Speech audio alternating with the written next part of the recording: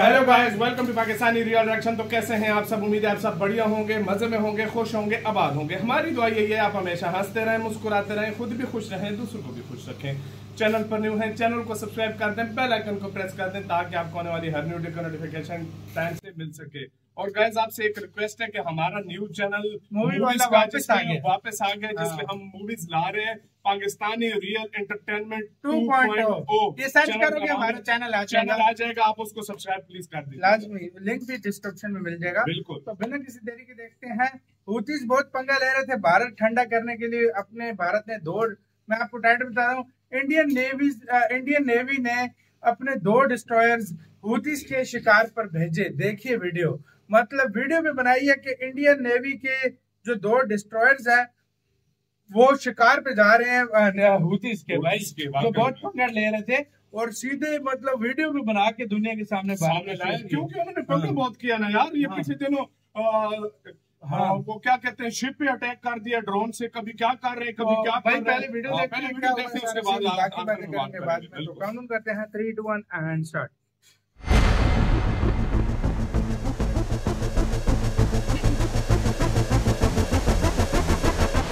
व्यापारिक जहाज एमवी केम प्लूटो पर ड्रोन हमले के बाद भारतीय नौसेना ने अब अरब सागर में अपने कई जहाजों को तैनात कर दिया है। भारतीय नौसेना ने बताया है कि उसने आईएनएस मोरमुगाओ, आईएनएस कोची और आईएनएस कोलकाता सहित कई गाइडेड मिसाइल विध्वंसक तैनात कर दिए हैं। भारतीय तटरक्षक बल ने कहा है कि वहां से गुजरने वाले व्यापारिक जहाजों की सुरक्षा प्रदान करने के लिए क्षेत्र में गश्त को बढ़ा दिया गया है। नौसेना ने क्षेत्र में संदिग्ध जहाजों या गतिविधियों पर नजर रखने के लिए मध्य अरब सागर क्षेत्र में अपनी मौजूदगी को और अब मजबूत कर लिया है।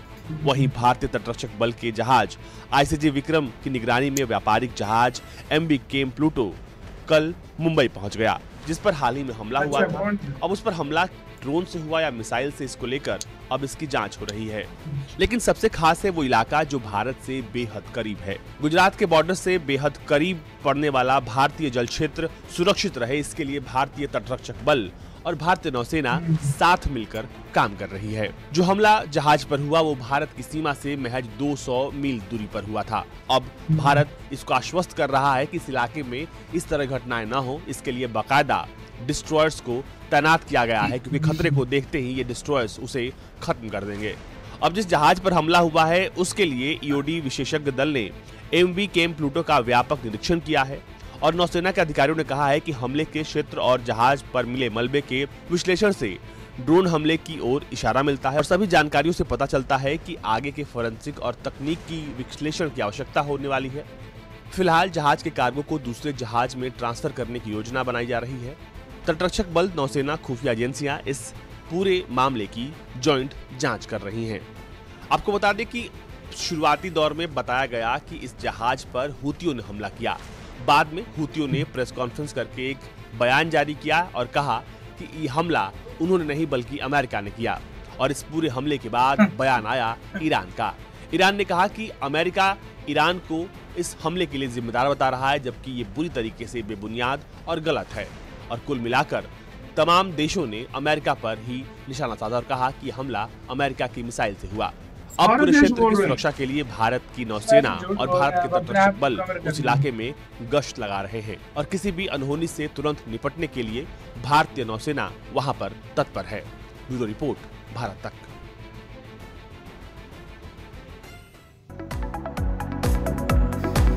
यार वैसे कुछ भी कहो, अमेरिका ये हरकत नहीं कर सकता यार, मेरी नजर में अमेरिका नहीं कर सकता। अपने 3 डिस्ट्रॉयर्स भेजे। शक सबसे ज्यादा हूथियों पर और ईरान पर आ रहा है सबसे ज्यादा। अब इसके ऊपर भरोसा करना चाहिए नहीं करना चाहिए ये हम लोगों को नहीं पता, वो इंडिया बेहतर जानता है और तहकीकात कर रहा है। मजे की बात है ना भाई, वो ये कि भारत ने 3 डिस्ट्रॉयर्स भेज दिए, 3 डिस्ट्रॉयर भेज दिए। और सबसे बड़ी बात ये कि मतलब और भी साथ में पता नहीं क्या कुछ करके भेज दिया। इस time Indian navy full active हो गई है। जिसको फुल एक्टिव बोलते हैं ना, मतलब वो अब कुछ भी किसी टाइम भी किसी को भी किसी टाइम भी जवाब दे सकते हैं। और इससे अब ये होगा कि यार देखो इंडियन नेवी कब तक आगे आएगी। हम उस दिन भी यही बोल रहे थे, कब तक इंडियन नेवी करेगी। अगर किस तरह चलता रहा तो फिर इंडियन नेवी ने तो ठेका नहीं उठाया हुआ ना सबका, तो बाकियों को भी आगे आना पड़ेगा और इंडियन नेवी के साथ देना पड़ेगा। आएंगे इस तरह तो बड़ा प्रॉब्लम होगा। और और इससे ज्यादा मेरी नजर में अगर देखा जाए तो और क्या बात हो सकती है भाई। दूसरी बात मैं आपको बताऊं कि 3 डिस्ट्रॉयर निकल गए हैं, मतलब भारत ने बाकायदा वीडियोस की मतलब जारी की है कि ये देखो हम मतलब और कोई आए ना आए, हम अपने जो समुद्री क्षेत्र है उसको प्रोटेक्ट करना जानते हैं भाई। और वो भारत का जो विक्रम था जिसको मिसाइल लगा था ना, उसको लेकर मुंबई पहुंच गया। अच्छा, तो मैं बात बताऊं कि इंडिया क्यों कर रहा है, क्यों? उसकी मेन वजह पता है तुम्हें?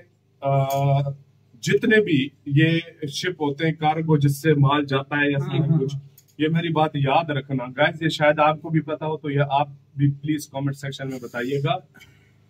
जितने % अमला होता है उसका, जो क्रू मेंबर होते हैं 70% इंडियन होते हैं हर जहाज पे, चाहे किसी भी कंट्री का हो, चाहे किसी भी कंट्री का हो, उसमें 70% जो है ना आपको ये इंडियंस मिलेंगे। क्यों? ये उसमें बहुत ज्यादा होते हैं। उस दिन जिस शिप पर हमला हुआ है उसमें भी इंडियंस थे, इससे अलावा जो पहले हुआ है उसमें भी इंडियन, मतलब 70%, मैं अगर गलत नहीं हूं तो 70% दुनिया के जितने भी ये शिप वाले जहाज जाते हैं ना कार्गो वाले, उसमें ज्यादातर इंडियन होते हैं। तो उनकी हिफाजत के लिए इंडियन को मजबूरी पे सारा कुछ आना पड़ रहा है, बाकी देखे कोई भी नहीं आ रहा। अगर इंडिया भी ना भी होते ना तब भी भारत मदद करता, वो आता है, लेकिन यार इंडिया की एक बंदे की जान कीमती है, इसलिए इंडियंस जो है ना इंडिया की शिप्स वगैरह भेजे, इसलिए उसकी हिफाजत के लिए कभी भी पीछे नहीं छोड़ता। यही मेन बात है ना, इंडिया की मजबूरी बन चुकी ये भी है कि यार हर शिप में अगर पता चलाओ तो उसमें इंडियन होता है, हर शिप में पता चलाओ तो उसमें इंडियन होता है, तो अपने बंदों की हिफाजत के लिए भी इस तरह के कड़े एक्शन लेने के लिए तैयार है। और इसकी देखा देखी और कोई देश अब आगे इस तरह नहीं आ रहे, उनको चाहिए कि यार इंडियन की मदद करें और कोई आए। देखो यार हिफाजत तो सबकी है ना। अब ये जिस जगह पर ये अटैक हो रहा है, दुनिया का तकरीबन 10% ट्रेड इस एरिया में होती है। नहीं ज्यादा भाई, 10% से 10 से 20% होती है, बाकी मुख्तलिफ एरिया से आते हैं जाते हैं, लेकिन 10 से 20% बहुत बड़ी बात होती है। और हजारों के हिसाब से जाते हैं। ये सी आगे जाके वो इजिप्ट के कैनाल के साथ लगता है, स्विस कैनाल के साथ नहीं भाई, कम से कम 50 से 60% इधर ट्रेड होती है। एरिया से तो आते हैं, लेकिन मतलब ओवरऑल बनाई जाए तो ये सी बहुत इम्पोर्टेंट है। बिल्कुल, तो इसकी मेरी मतलब देखा जाए तो यार मुख्तलिफ देशों को भी आना चाहिए और कम से कम ईरान को बीच में कूदना चाहिए। क्योंकि होती बागी इनकी बात सुनते हैं, उनको चाहिए कि यार ईरान को चाहिए कि हमसे बात करें कि ये चीजें ना करें, और इसराइल फलस्तीन वाले मसले को भी रोकना चाहिए। उसकी तरफ भी आंखें बंद करके इंडिया ने भी 3-4 बार बोला सीज फायर कराओ, और ये रोकना चाहिए। देखो ये युद्ध रुकेगा तो हर तरफ से शांति होगी, ये युद्ध रुका तो कोई इसमें कोई शक नहीं है कि बहुत नुकसान होगा। नहीं आ रहा था तो अब ये और चल पड़ा और काफी टाइम हो गया, महीनों से ऊपर हो गए इनके। भारत और इस तरह बड़े देशों को आना चाहिए बीच में, वाकई में। आपका गाइस क्या कहना है इसके ऊपर? अपने कमेंट सेक्शन में आप क्या सोचते हैं? अपना बहुत बहुत गाइस ख्याल रखिएगा। तो यार बाय।